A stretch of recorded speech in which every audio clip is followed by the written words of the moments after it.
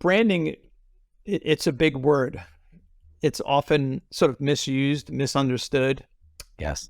I think the easiest way to think about it is a brand is a collection of all the things that integrate into your marketing channels. And at the center of that integration, like I used the analogy of a wheel in the book, and the center of that wheel is your logo. So if you don't get that piece right, that wheel just can't turn, or it can't turn efficiently.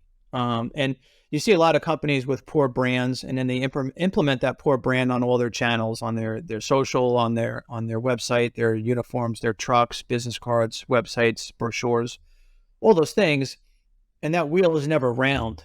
And so it doesn't turn very efficiently. And the downside of that, and really what that inefficiency translates into, is it just means they need to spend more money on their marketing. So we look at it as, I want our clients to be able to spend the least amount of money possible on their marketing. I want the brand to perform and function well within that wheel so that it does all the things it needs to do. And you can always overcome poor branding with enough money. And there's hundreds and thousands of companies that do that every day. Some huge companies do that. A lot of huge companies do that. Welcome to the Kooler Lifestyle Podcast. I'm your host, Matt Kuehlhorn, and I'm excited to have you join me as I interview community members and business leaders from the communities in which I live, work, and serve through my business, Kooler Garage Doors. We're going to bring you highlights on characters in our communities. Why? Because community matters, and I want to know more about who is behind our business and leadership in order to understand and support the community fabric that our relationships make up. And collectively, we can build stronger communities that support our lifestyles, our youth, and our health.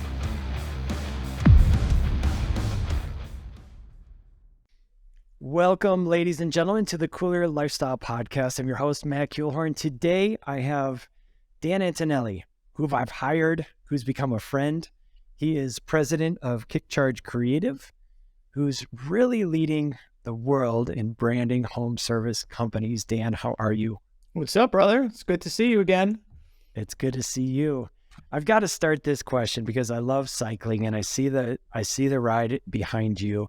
I know you've shared this story, but just remind me, what is on the wall back there? On the wall behind me is a 1985 Pinarello Catena Lusso. And that's a bicycle that I bought when I was 16, I think. Yes. And I had seen that bike in the bike store window when I was probably 15. And I had gone to the bike shop with my dad. And I said, Dad, I really love that bike. And I was into cycling at the time, but I was riding probably like a Fuji, and a decent Fuji at that point. But I was delivering newspapers, and I had worked in a deli.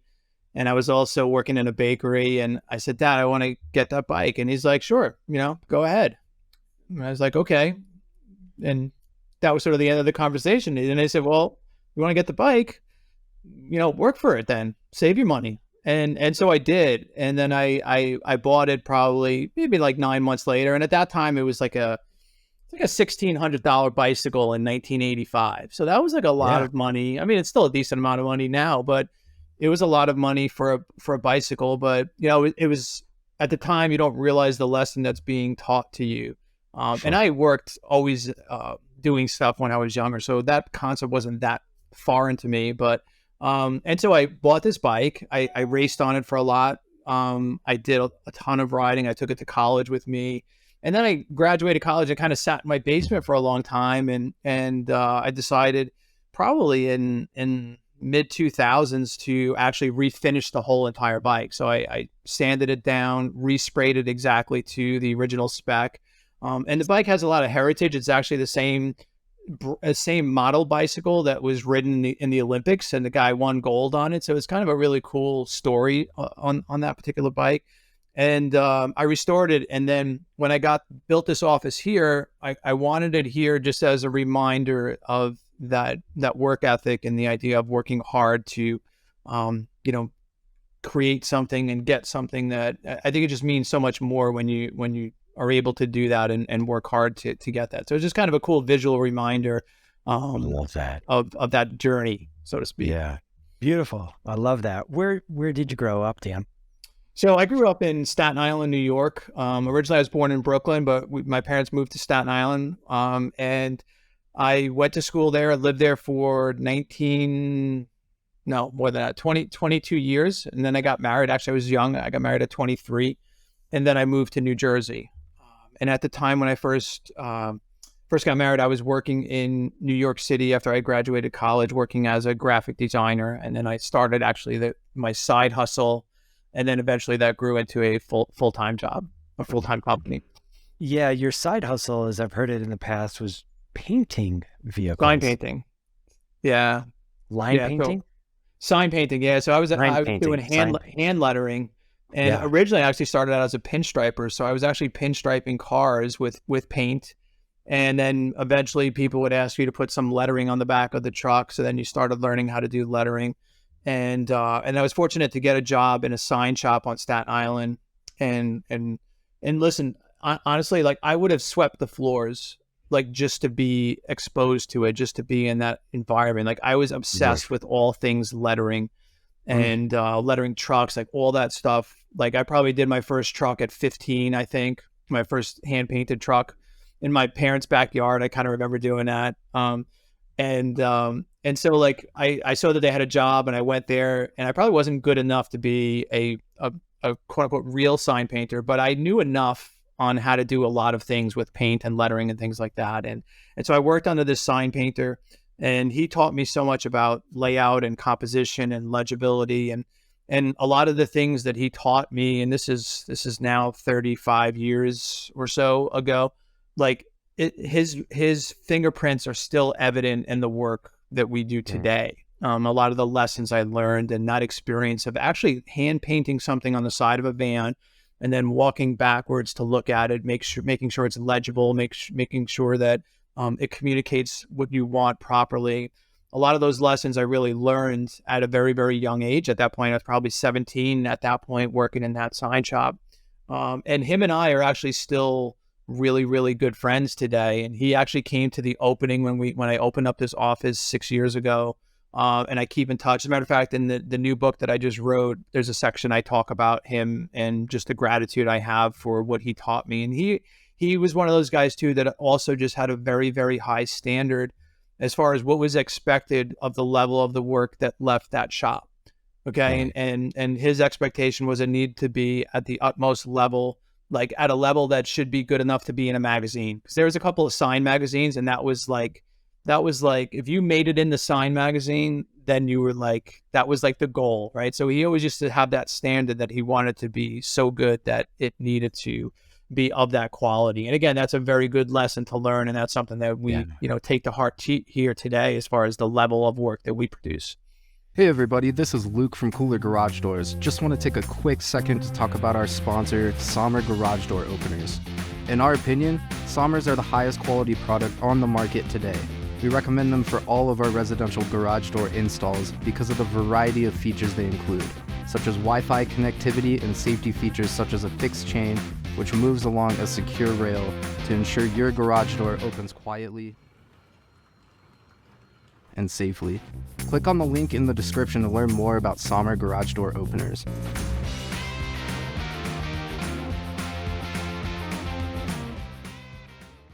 Did you guys make it into a magazine?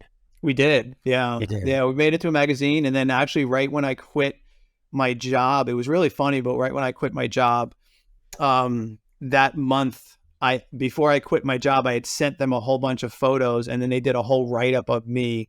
And that was literally like right as I was quitting. Like I think I was still at the other company, and then I was in the magazine they had a 4-page spread of all my work in there. And that just blew my mind. And that actually started that relationship with that publication.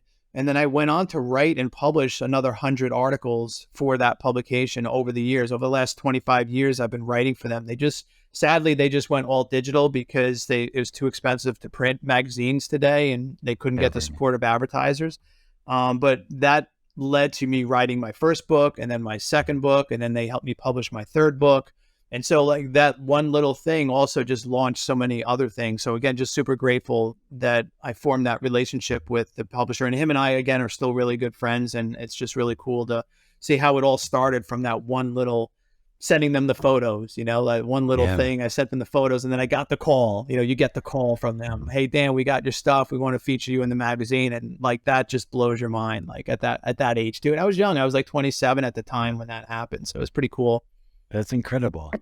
What do you think really called you in? Because I'm hearing that like you just wanted to go into signage and the sign company. You would have swept floors, done whatever. What was it about that attracted you into it? I think, I think the idea of just seeing your work out in the world and knowing that you did it, so I used to just think that was such a cool thing to see that van that we had lettered, like pass by on the highway. Like I did that. And so there's this sense of pride that you get from just, knowing that you created something and in the beginning it was about that part of it. But I think later on, it really became more so not just the fact that our work and our fingerprints are in the DNA of so many companies, which is also a really, really cool thing, but the idea of how our work also affects the lives of the people who hire us. And so, you have the cool factor of, hey, like I see the van and we don't really actually get to see too much of our work, honestly, because our work is national. And so it's actually kind of a neat thing to see it local because it's rare because we don't really have a ton of clients near us. But the idea that we're doing these, creating these brands for these companies, and then that really is affecting their culture, I mean, it affects so many things, but it's all in such a positive experience.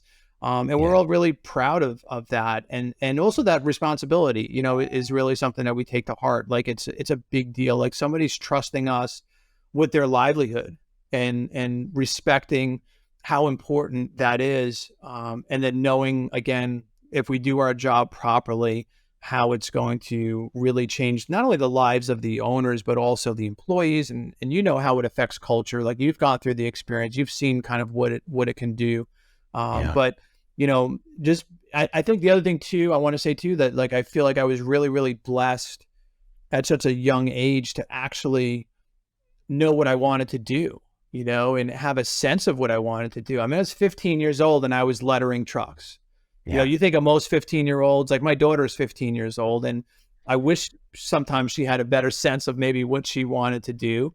I know sometimes that's just not realistic. You don't really know, but I feel like, man, I was so passionate about lettering. Like I would come home from high school, dude, and I was lettering alphabets on an old trunk. Like that's literally what I do. My friends are like, oh, let's go out, let's hang out. And I'm like, no, I'm just gonna go home. I'm gonna letter some alphabets, and they're like, what are you doing? I'm like, well, I need to really be good at doing some script lettering, and I got to practice, and so like I knew at that point, like I was kind of obsessed with it. I mean, like. And I think even to this day, like driving around and I'll see a truck and maybe it's executed poorly and I'm, looking at it, critiquing it. And I think, that's never really left, or even appreciating something that's done well too. Like you see something done well and like they killed it on that, So I think that's really cool when that early on that you're passionate about something and then you can just chase that and you know what you're chasing. Yeah. Refine the craft. I mean, it takes some time and it's beautiful. What would be your definition? How do you define branding? So, branding, it's a big word. It's often sort of misused, misunderstood. Yes. I think the easiest way to think about it is a brand is a collection of all the things that integrate into your marketing channels. And at the center of that integration, like I used the analogy of a wheel, in the book, and center of that wheel is your logo. So if you don't get that piece right, that wheel just can't turn or can't turn efficiently. And you see a lot of companies with poor brands, and then they implement that poor brand on all their channels, on their social, on their website, their uniforms, their trucks, business cards, websites, brochures, all those things. And that wheel is never round. And so it doesn't turn very efficiently. And the downside of that, and really what that inefficiency translates into, is it just means they need to spend more money on their marketing. So we look at it as, I want our clients to be able to spend the least amount of money possible on their marketing. I want the brand to perform and function well within that wheel so that it does all the things it needs to do. And you can always overcome poor branding with enough money. And there's hundreds and thousands of companies that do that every day. You know, some huge companies do that. A lot of huge companies do that. And when they talk about numbers and they talk about percentage of ad spends and things like that, and you'll hear people throw out numbers like you need to spend 10% of revenue on advertising or 12% if you want to grow and all these numbers. And in our experience, like we don't see that being true for well-branded companies. You know, we see a lot of growth for companies that are less than 5% of ad spend, and they're continuing to grow and do really well. And mainly because the branding is functioning the way we want it to. Like the trucks are very effective and it's sticky in the consumer's minds, and they're not needing to spend a ton on pay-per-click because people just Google their name. Like that's all part of the mix. But if you have a brand that blends in that no one's going to remember, well, now when someone goes to Google, you've got to fight to get on top of that list so that they click on your ad. Wouldn't it be better if they just knew your name already, you know, and they just typed it in? Like that's so much better. So you see a lot as far as ROI as it relates to digital marketing, especially where, you know, just better branded companies are going to perform so much better online in their overall marketing strategy because people are just Googling their name. You know, I bet you probably saw a spike in branded searches subsequent to the rebrand. And, you know, you were kind of living in that white van syndrome that we call it, right? Where you had kind of a white van with some black lettering and stuff. And it wasn't very disruptive and wasn't also delivering sort of the promise of who Kooler is. But now people look at that van, like if that van is parked on my neighbor's driveway, I know that they're getting like a kick-ass door from you. Like I already believe that there's something amazing that you guys are providing. And so, you know, you see things like, you know, obviously, you know, too, like how it affects average tickets. Like how can you command higher premium dollars for your work if the brand doesn't present itself as a premium company, right? So that's kind of the fundamentals and basics behind it too. But just being able to get more money for your work with a better brand is also a big part of why the brand is so critical. Yeah, it really is amazingly powerful. And I thought I had known a little bit about branding before I met you, and you've taken it, like you go deep on this stuff. I mean, for the listeners, Dan just said he's been doing this since he was a kid. Like this is what you did for fun. And it's amazing. And that just goes into multiple layers.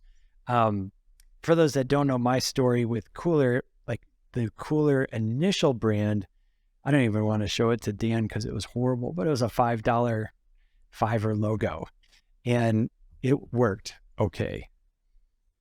However, the brand that we have now, thanks to Dan and his team, it is massively powerful.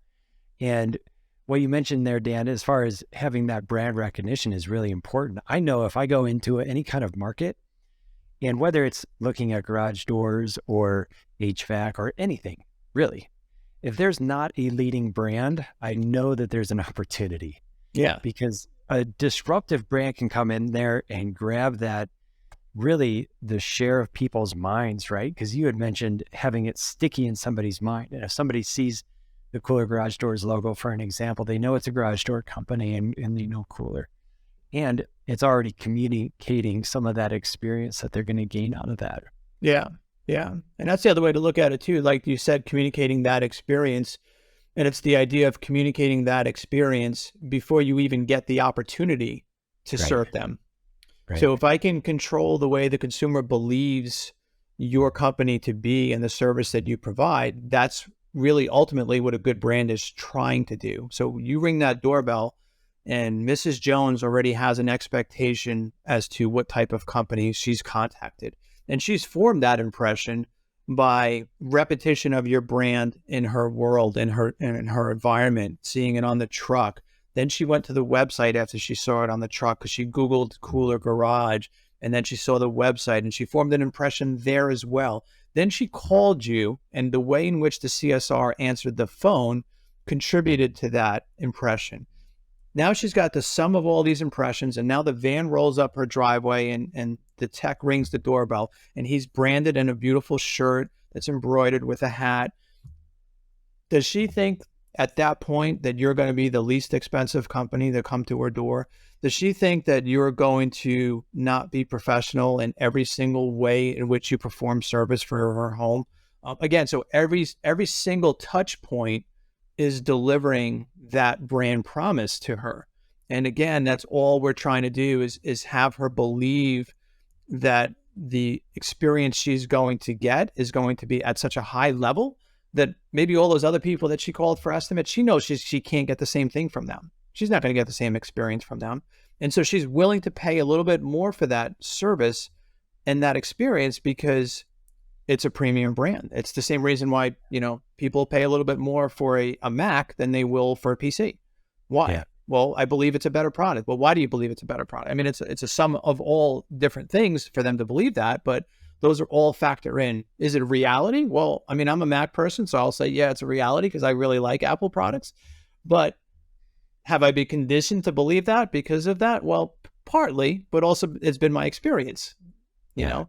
Yeah. But I think the other thing too is, Matt, like once you finish, right? Once you guys are done and they've got that beautiful garage that you just finished, like that promise of that brand is infused in her now. And when her neighbor says to her, hey, I love that beautiful garage door, where do you get? Like, she's just going to be talking and talking and talking about how amazing that experience was with your company. And then so like you build on that. And that's really, again, just when you know that you create these super fans because of the experience. But if you have, a white van and a magnetic sign on the side of it, I'm not sure you can create too many super fans. Like maybe after you get there, you can wow them over, but I'm trying to control everything that happens before you even get there. Yeah. If that makes sense. It does make sense. And I want to add to that, and then I want to extract some pieces out of your book and see if we can get any practicality to this, because you have a very dialed process in extracting some of the mission, the values, the why, the purpose, all the pieces that really form a company. And what I'm hearing you say is it is the collective, and it could be led and also foundationalized by the brand in a person's experience of that delivery. What I found really fascinating, again, I thought I knew about branding and brands because I just love the research, and I went back, like I'm in cow country, right? So I go back historically, and the brand is like on the back of a cow, and there's a lot of art and rhythm to how those brands are formed, and there's a lot of beautiful components that we can still extract into today's digital world even. What I found most surprising that I did not expect was how the brand impacted our internal culture. I always thought it was an outward expression, but what I recognized was that everybody on my team like adopted this new identity and rose to the challenge with the level up of an extremely powerful brand. Yeah. I think that's sort of one of those intangibles that people don't really understand until after they've experienced it, but then they see how it has affected culture in such a positive way. And it's kind of funny because people don't come to us and say, Dan, we want you to create a new brand because we want to improve our culture. They don't say that. Right. They say, we want you to create a brand because we want, a kick-ass truck wrap from you, or we want to have the website look so much better, and then they go through the experience and they're like, oh my God, like the employees are so excited about this new brand. Like the employees want to wear our swag now. The employees are stoked to get the new van with the new wrap design on it. And they understand even from a recruitment perspective, because that's a big challenge, right? The idea of, well, how do we retain and attract the best employees?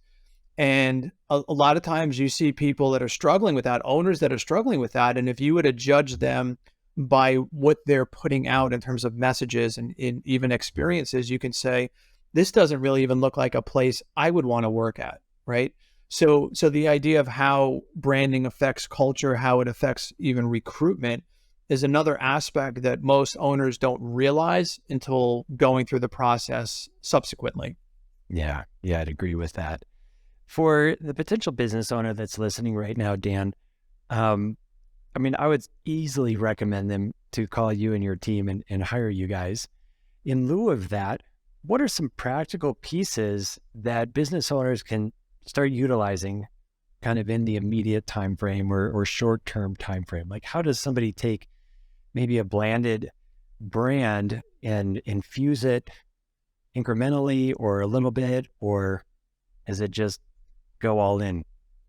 Well, in an ideal world, you try to invest in branding as early as you possibly can and as early as feasible, because the longer you wait, the more expensive it gets to do. And it's not just the expense of redoing things, it's also the expense of missed opportunities that you may not be able to get because of what you're fighting against, and the additional cost of marketing your company because the brand isn't functioning the way. In the absence of that, like, just try to think about the fundamentals. Try to think about, well, how can we use color to our advantage as one thing, right? How can we develop unique colors in our market? So maybe we can use a wrap design that uses colors that no one in our market is using. At the very least, I can start building the idea that those colors represent my brand only. That's one of the reasons why, we talk a lot about avoiding colors that are very common, especially common in a specific industry. So, if you're a heating and air conditioning company, don't use red, white, and blue, because not only is it way too common in that particular industry, it's obviously associated with Americana as well. So I can't expect that consumer to see red, white, and blue and think about me only, right? So we try to think of picking colors that are sort of outside the norm. Even your colors are not necessarily very, I want to say, normal colors. Like, it's not like you see those colors all the time, all over the place. But now when you see those colors, or you see your van coming up, that's a Kooler van, because there isn't anything in your market that looks anything remotely like it, right? So if you can, just think about aspects like that, where you can build some disruption in your marketplace with colors and approaches that feel different than what everyone else is doing.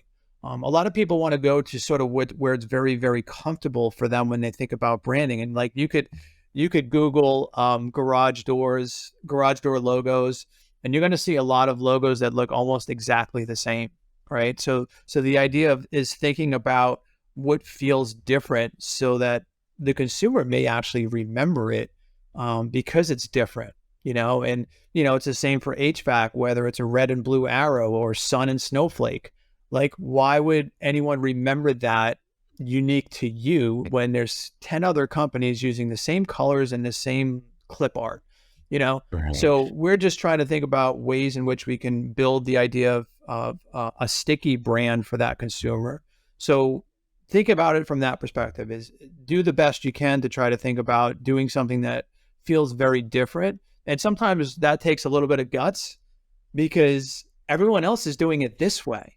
Why would I think doing it the complete opposite makes any sense, right? So it takes some guts, because it's not your natural inclination. The natural inclination is to do what everyone else is doing. Like, when everyone else is sort of zigging and now you're saying, I'm going to zag and go completely in the opposite, that's scary, right? Because it doesn't feel normal.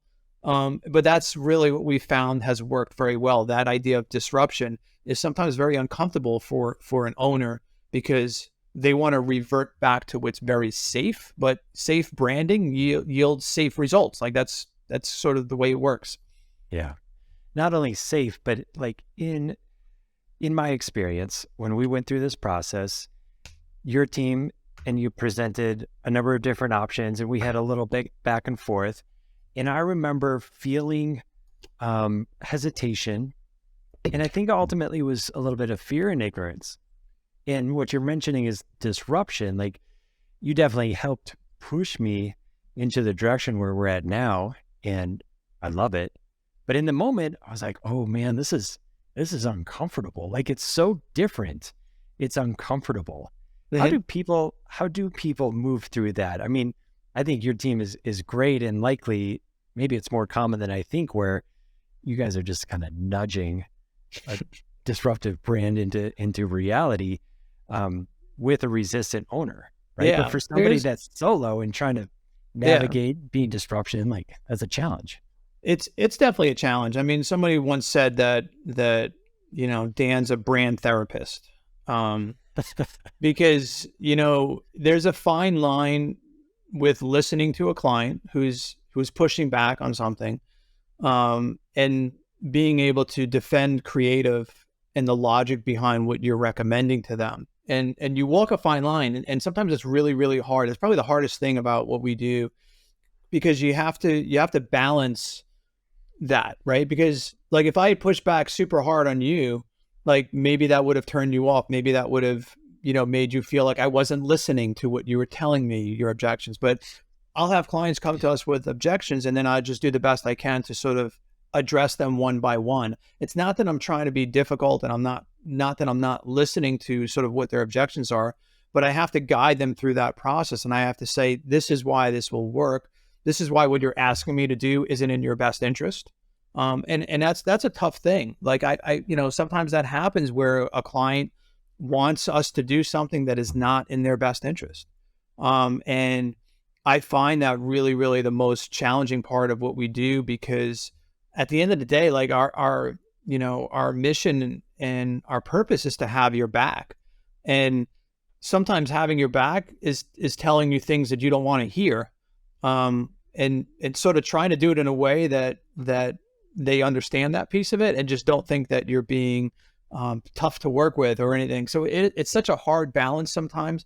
For the most part, a lot of clients trust us. They trust the process.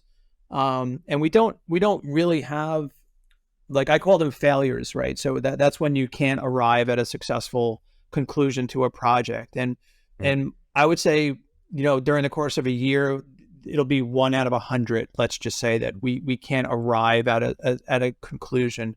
And that's really frustrating for us, because, sometimes you feel like, well, why did you actually hire us then? If you're the expert on branding, then you should just sit behind someone at a computer screen and tell them exactly what you want from your logo, because then I'm not adding any value. Like, I don't add any value if you come to me and you say, Dan, I want a logo and I want it to look exactly like this, use this font. And like, I'm not adding any value then to just, go to a graphic designer and sit behind him and tell him exactly what you want to do. So we do the best we can. I think the other piece of that question, though, is remembering and recognizing that you as the owner are not the specific demographic that I'm most interested in pleasing. Right. And that's a hard thing too for people too, because they're like, well, I want to love my logo. And of course it would be foolish to have my clients not want to love their logo. But I want them to understand that the primary objective is to have the demographics that's most important to the success of your business. I want them to love their logo. I guarantee you, if they love the logo, and they're buying a ton of stuff and your business is exploding, you'll start loving that logo a hell of a lot more. But just recognize that it's not really 100% about what you personally like. It's about really who that audience is. And for home service companies, 80% of the buyer is going to be a female. It's going to be a woman. So just recognizing that, the things we talk about in the book, like don't use aggressive mascots. Don't have a guy that's looking like he's going to beat the heck out of you when he shows up at your door. Like, they're already worried about who's coming to their home. Why are we adding to their apprehension, right? So just thinking along the lines of that. But it is such a hard balance. It's the hardest part of what we do. There's so much to unpack when you rebrand a company that's been using a logo for a really long time. Like, you probably liked your logo for a pretty long time, and then we started talking and talked about why it probably didn't work, and maybe that was hard to hear for you. But on the flip side of it, I would probably say that you probably think to yourself, man, I should have done this a lot sooner. I should have done this a long time ago.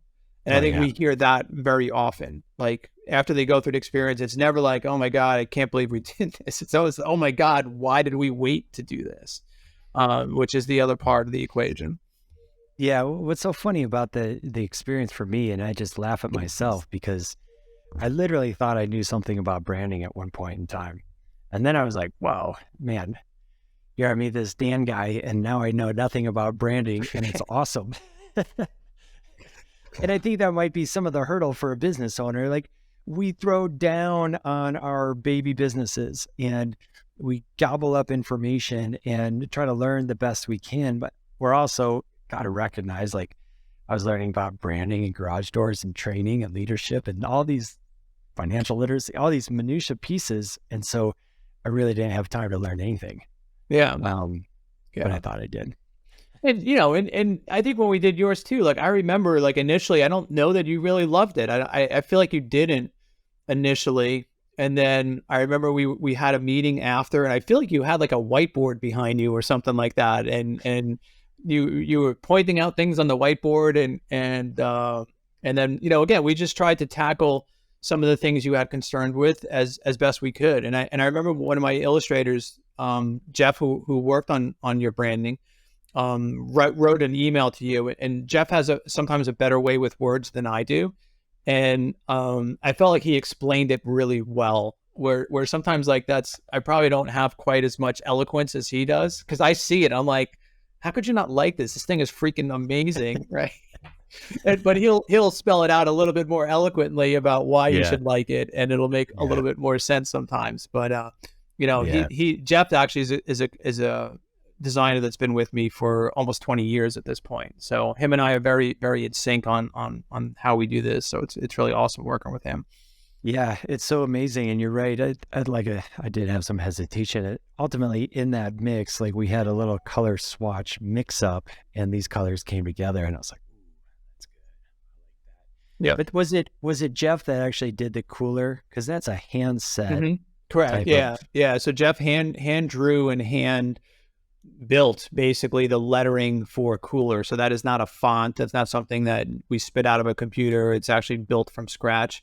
And actually, Jeff's history and heritage, his dad is probably one of my idols growing up as a sign painter. His dad was a sign painter. So the irony is that originally Jeff, his dad's name is Jeff too. So Jeff Sr. had told Jeff Jr. to contact me to do a website for his sign company. And it's, again, this is probably in 2000 maybe, or maybe 2002 or something like that. And at the time, like, we were designing logos, and I'm not an illustrator, like, so I can't draw a face or a picture or something. I'm really good with words and lettering, but not so much drawing things. And so, you know, he was asking me about the website, and then I was seeing his work. I'm like, wow, you do such cool mascots and such cool illustrations. Like, what about if I did all the lettering and then I just drew a space where I needed to drop a mascot in? Like, could you do that for me? And that's literally how we started working together, is I would do all the lettering, and I'm like, give me a mascot that's like, he's kind of doing this, and I would sort of describe what I want, and then he would sketch it up. And then that's really ultimately how we started working together. So it's kind of just cool. Again, just that connection to how we met originally is kind of funny. I love that. Dan, where can listeners, business owners, grab your book, learn about you? Sure. You could get the book on Amazon if you would like, or you could also get it from our website on kickcharge.com/books. If you buy it from me, it's actually a little bit less expensive, and I'll autograph it too. It'll be worth hundreds as soon as I die. So, you know, it's super cool. And if you want to learn about KickCharge, you could go to kickcharge.com, and you could check out some of our work there. Awesome. We'll include all those in our show notes. Make sure that listeners, you can find Dan and his company. Stellar work. And I really have to, like, again, emphasize kind of what I heard initially, and you alluded to it in our conversation, but the why. I mean, a strong brand changes lives without a doubt. 100%. Yeah. And we do it every day. And that's what's still so cool about coming here every day, is that's what we do. So it's a really cool thing to be able to do. Yeah. I love the continuum of this thread where this found you early in life and you locked in and have only been crafting the trade ever since. And man, I really appreciate our relationship. I appreciate the fact that you guys put together such a stellar brand for Kooler. And now we're taking this into new markets, and I'm just seeing the electrification being amplified. It's amazing. So I'll have some real results to post out to you in a little bit of time here, and I'm excited to share them. Awesome. Well, I appreciate the opportunity you gave us to work on it. You know, it's a big responsibility, but I'm grateful for that opportunity for sure. Yeah. Well, Dan, you and I are going to get on a bike ride at some point. We'll meet in the middle, or you can come to the mountains. I'll go to the east, but we'll make that happen. I really appreciate our conversation today. Thank you so much.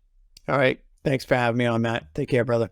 Yeah, you too. Ladies and gentlemen, thank you so much for listening to the Kooler Lifestyle Podcast. We count on your subscriptions, your likes, your shares, and I encourage you to do that now. If you're watching on YouTube, go ahead and subscribe, lower right-hand button. If you're on audio, download this, share it, and we look forward to having you on the next one.